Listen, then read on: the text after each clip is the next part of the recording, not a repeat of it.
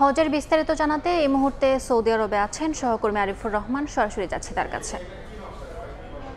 ঠিক বলা চলে আর অল্প কিছুক্ষণ সময় আছে আরাফার ময়দানে।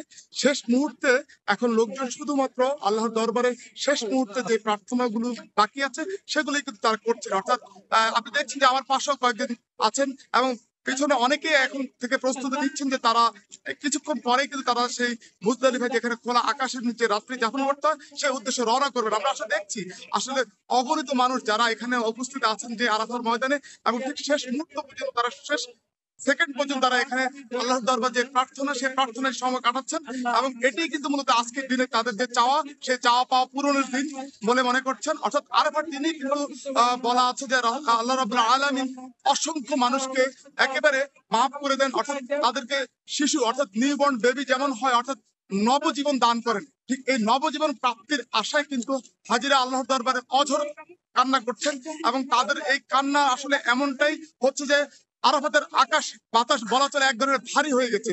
তাদের কান্নার আওয়াজে আমি দেখেছি বেশ কয়েকটি তাঁবুতে ঘুরে ঘুরে দেখেছি, প্রত্যেকটা তাঁবুতে এক ধরনের কান্নার রোল পড়ে গেছে। অর্থাৎ মানুষ আল্লাহর কাছে কি চান, তাদের জীবনের যা চাওয়া পাওয়া আছে সবকিছু এখানে উজাড় করে দিচ্ছেন তারা মহান সৃষ্টিকর্তার কাছ থেকে তাদের ক্ষমা প্রার্থনার জন্য।